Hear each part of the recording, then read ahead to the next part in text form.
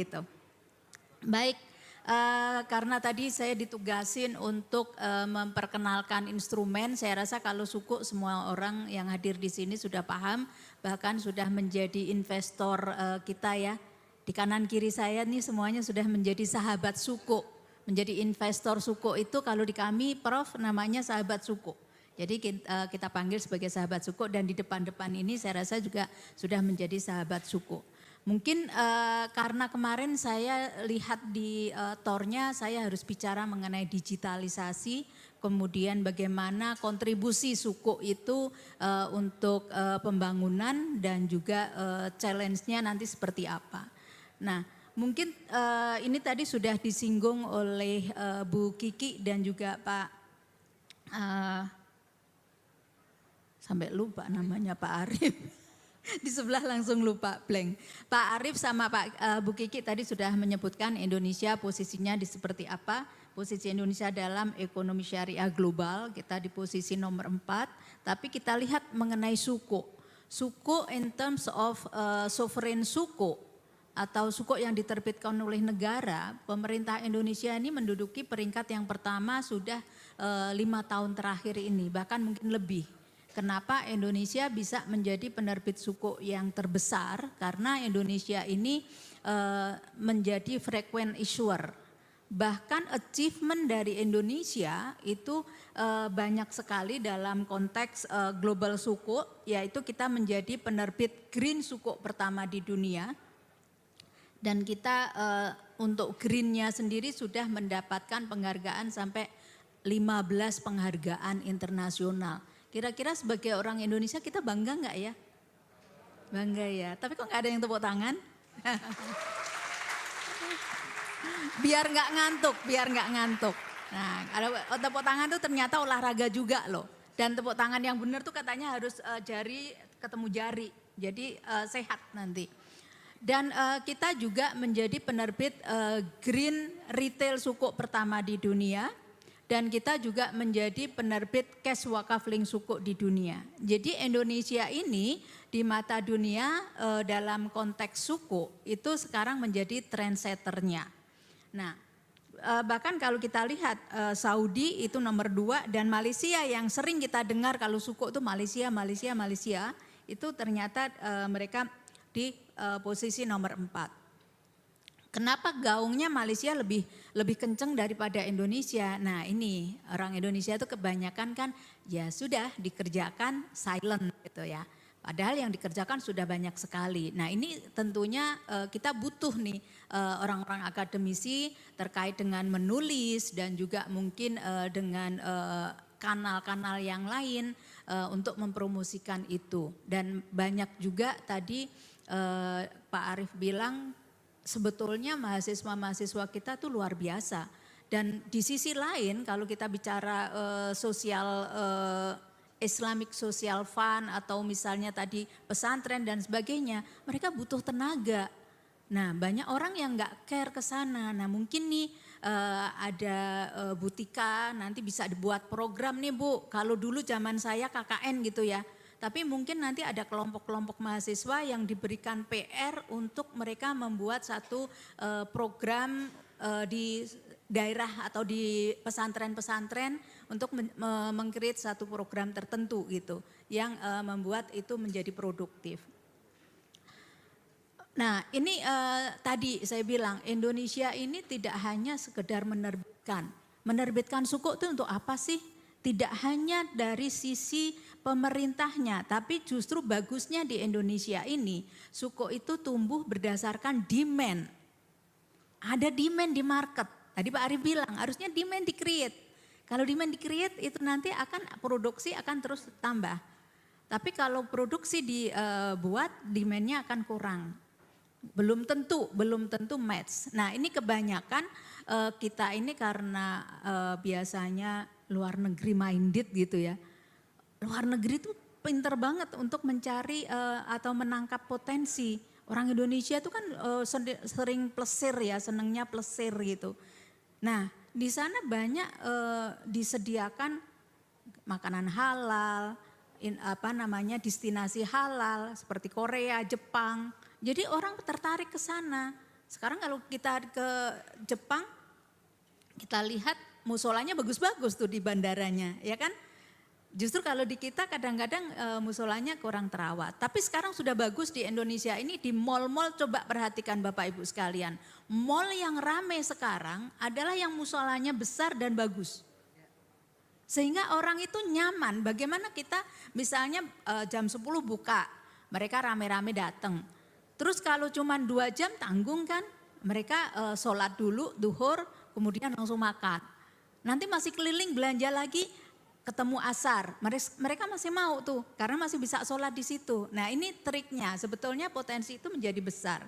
Nah begitu juga Indonesia dalam hal suku, kita terus melakukan inovasi-inovasi. Karena tadi kita diminta untuk bicara digital, kita itu menerbitkan suku itu secara digital, platform online itu sudah sejak tahun 2018. Bukan karena pandemi, justru sebelum pandemi. Dan dampak positifnya pada saat tahun 2020 sampai 2022 kita masih lockdown, masih PSBB. Itu kita sudah masih tetap bisa menerbitkan suku dan bisa menyediakan instrumen investasi yang memudahkan masyarakat untuk berinvestasi.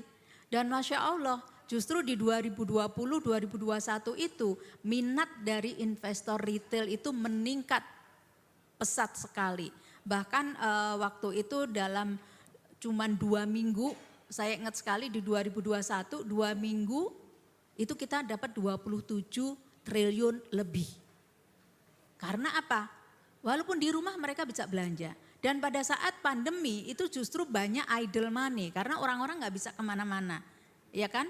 Yang tadinya mau mengadakan resepsi nggak bisa, yang tadinya mau jalan-jalan nggak bisa, mau umroh nggak bisa. Terus uangnya di mana? Biar aman. Yaitu diinvestasikan di suku. Karena suku ini pasti sudah banyak yang membuktikan imbalannya lebih bagus dan pajaknya lebih rendah.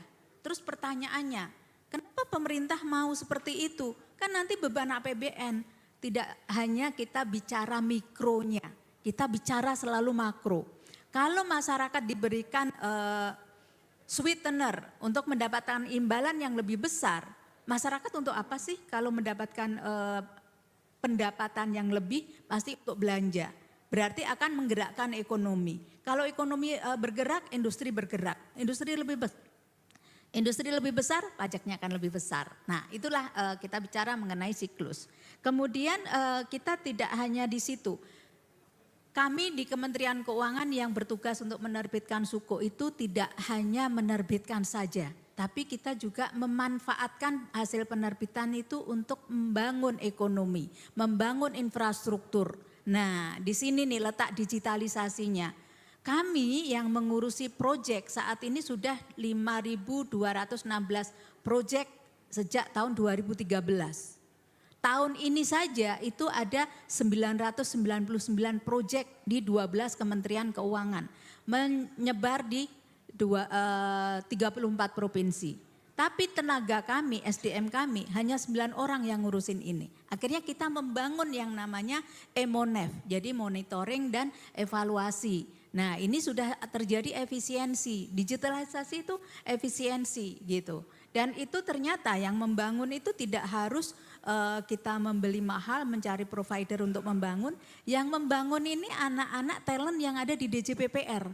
Bahkan mereka bukan backgroundnya IT Pak.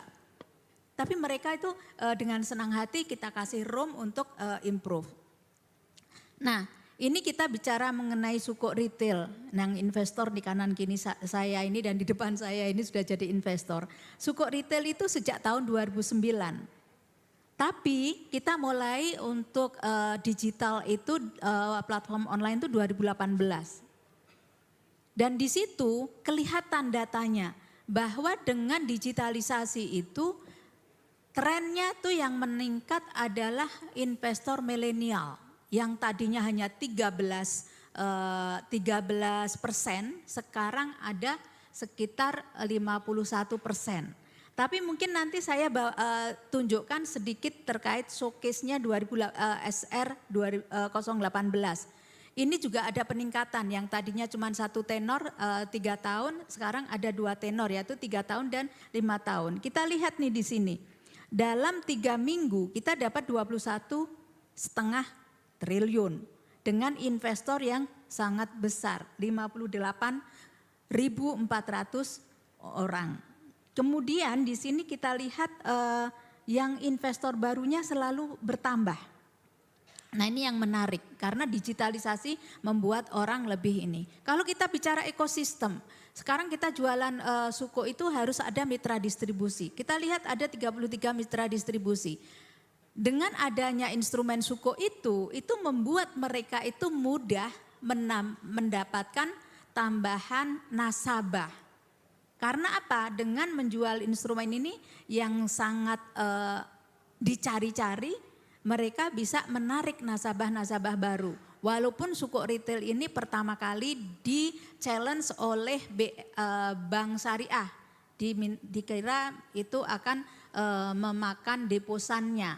Tapi ternyata mereka sekarang sudah sangat yakin bahwa ternyata ini terbukti bermanfaat untuk mereka sebagai mitra distribusi karena setiap kali penerbitan mereka mendapatkan nasabah baru dan nasabah barunya ternyata loyal gitu. Dan deposan atau deposito yang ditarik pada saat penerbitan itu paling banter 3 bulan mereka sudah ada new fresh money gitu. Yang mereka menjadi nasabah-nasabah yang bagus. Kalau kita lihat di sini selain Bank Syariah, sayang ya Bank Syariahnya masih sedikit. Kemudian kita juga bisa mengajak fintech. Dan sayangnya juga fintech yang syariah belum ada di sini. Nah ini PR buat kita. Nah karena waktunya terbatas, nah terkait dengan digitalisasi kita lihat nih jangkauannya di 34 provinsi. Semua bisa berinvestasi dan ini menjadi inklusif.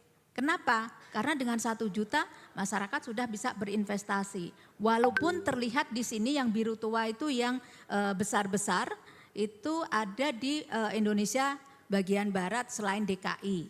Kalau ditambah DKI itu nomor 2. Tapi kalau kita lihat sebagian timur yang birunya muda itu ada tapi masih kecil.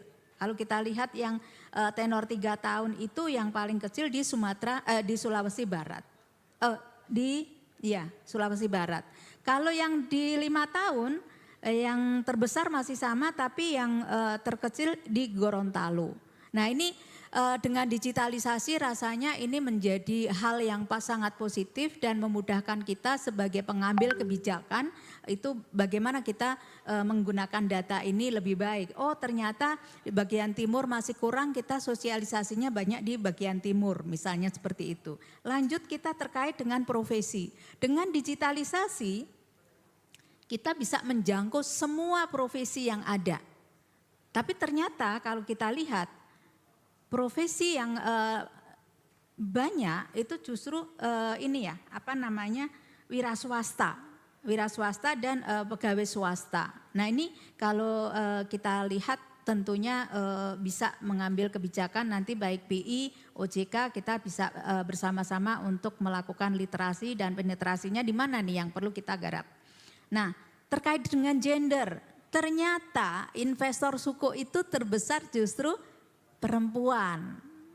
Nah, tepuk tangan dong buat perempuan. Dan begitu saya tanya, ternyata karena bapak-bapaknya itu uangnya dipegang istrinya. Nah, ini menjadi penting nih. Perempuan ternyata justru lebih dari 56%. Nah, tapi yang positifnya kita bilang bahwa perempuan tuh sudah melek investasi. Bahkan ibu-ibu tuh canggih banget, diajarin online membuat SID, begitu dapat seneng Bu, saya 5 menit sudah selesai tuh investasi.